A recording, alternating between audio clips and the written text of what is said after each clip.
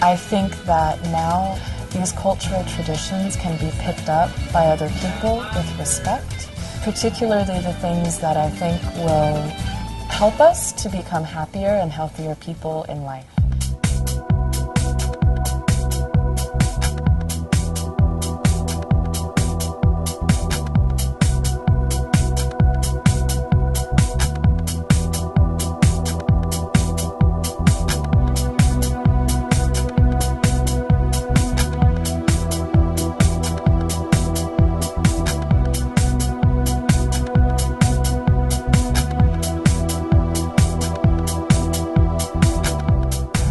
Hi, I'm Mike. I'm Tracy. I'm Gina. Today, you'll see how Asian culture impacts American people's lives. We'll show you physical workout and spiritual training, as well as 5,000-year-old Chinese medical treatment. And you might be surprised to find out what's one of the most popular foods in America today. But first, we'll take a look at how Kendo not only trains your body, but also your mind.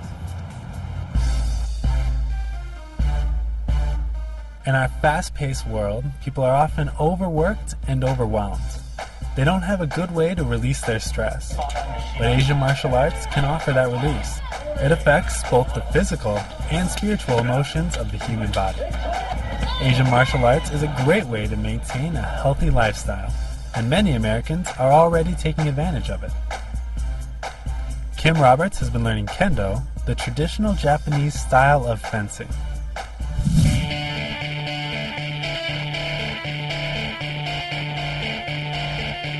I'm Kendoka, somebody who practices the way of the sword.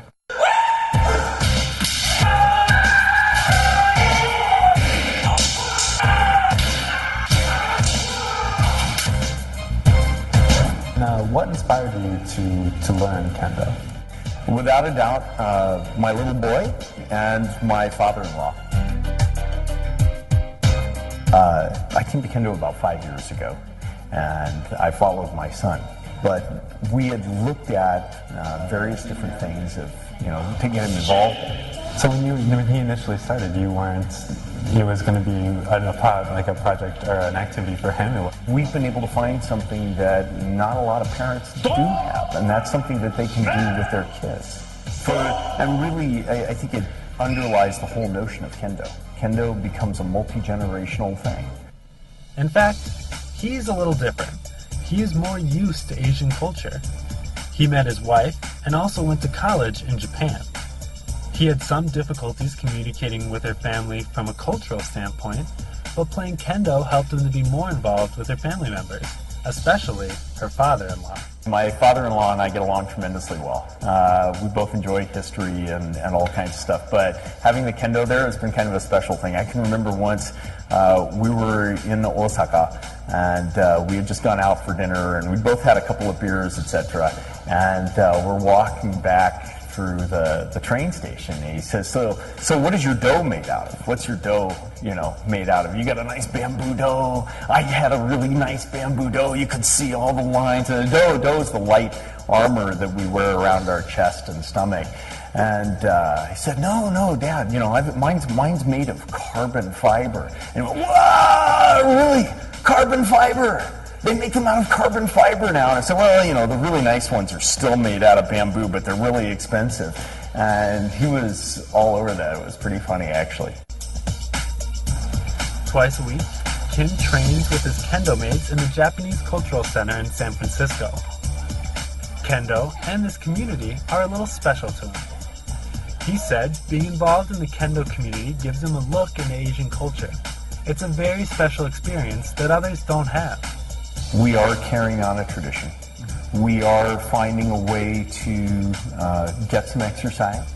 Those who've embraced a certain aspect of Japanese culture find this a wonderful vehicle to express, learn, and grow from what that culture has to offer.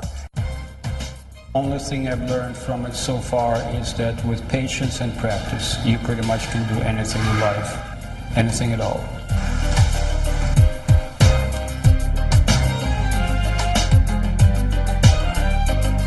Growing up in America is maybe we don't always respect each other so much.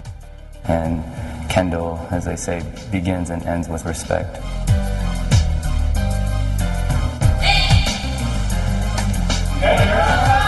It's very, thankful culture and just being courteous and polite, which I really like that because I think, in America we're just kind of everything's fast, and you don't always necessarily take the time to thank people.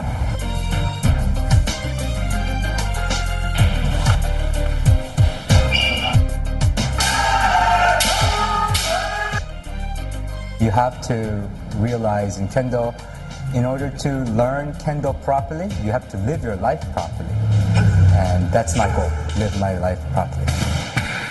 How did you come to Kendo? Kendo, from the outset, asks you, invites you rather, every time to calm your mind before you step onto the dojo floor. It asks you to think about your Kendo very solidly, how you focus, and gives you a time to be meditative about that as well. For me, that's a very important aspect of Kendo. I enjoy the peace that it brings me in the daily life. It's interesting a lot because I get to play with my dad in a different way besides my normal day experiences like baseball. Kendo helps me learn more about how I should show respect to my elders and people that help. I think without the Kendo and what I learned from it, I don't think I would be as a better person as I would. The Asian martial arts are already involved in Kim's family. They've been learning how to respect each other, and the Asian culture is passed down from one generation to the next, like from Kim's father-in-law to his son, Ken.